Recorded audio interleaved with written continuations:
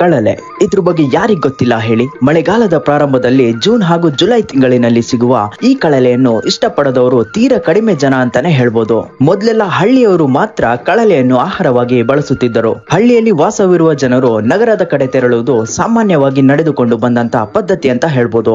ಆದರೆ ಈಗ ನಗರದಲ್ಲಿ ವಾಸವಿರುವ ಜನರು ಕೂಡ ಹಳ್ಳಿಯ ಕಡೆ ತಿರುಗಿ ನೋಡುವ ರೀತಿಯಲ್ಲಿ ಆಗಿದ್ದು, ಸಾಮಾಜಿಕ ಜಾಲತಾಣಗಳಲ್ಲಿ ರವಾನೆಯಾಗುತ್ತಿರುವ ವಿಡಿಯೋಗಳ ಮುಖಾಂತರ ಅಂತ ಹೇಳಿದ್ರೆ ತಪ್ಪಿಲ್ಲ ಅನ್ಸುತ್ತೆ. ತುಂಬಾ ಜನರಿಗೆ ತಿಳಿಯದೇ ಇರುವ ಕಳಲೆಯ ಬಗ್ಗೆ ಈ ಒಂದು ವಿಡಿಯೋವನ್ನು ಮಾಡಲೇಬೇಕಾದ ಪರಿಸ್ಥಿತಿ ಎದುರಾಗಿದೆ ಅಂತಾನೆ ಹೇಳ್ಬೋದು. ಕಳಲೆಯ ಮೇಲ್ಭಾಗದಲ್ಲಿ ಇರುವ ಸಿಪ್ಪೆಯನ್ನು ಬೇರ್ಪಡಿಸಿ ಕಿತ್ತಂತ ಜಾಗದಲ್ಲೇ ಹಾಕದಿರುವುದು ಉತ್ತಮ. ಮೇವಿನ ಹುಡುಕಾಟದಲ್ಲಿರುವ ಪ್ರಾಣಿಗಳು ಇದನ್ನು ತಿನ್ನುವುದರಿಂದ ನೀವೇ ಪರೋಕ್ಷವಾಗಿ ಆ ಮೂಕ ಪ್ರಾಣಿಗೆ ವಿಷಪ್ರಾಶನ ಮಾಡಿಸಿದಂತಾಗುತ್ತದೆ. ಹಾಗೆ ನೀವು ತಂದ ಕಳಲೆಯನ್ನು ತಂದ ದಿನವೇ ಆಹಾರಕ್ಕಾಗಿ ಬಳಸಬೇಡಿ. ಕಾರಣ ನೋಡೋದಾದ್ರೆ ಇದರಲ್ಲಿ ಸೈರೋಜೆನಿಕ್ ಗ್ಲೈಕೋಸೈಡ್ ಎಂಬ ವಿಷರೂಪ ನೈಸರ್ಗಿಕ ಜೀವಾಣು ಇರೋದ್ರಿಂದ 3 ದಿನ ನೀರಲ್ಲಿ ನೆನೆಸಿ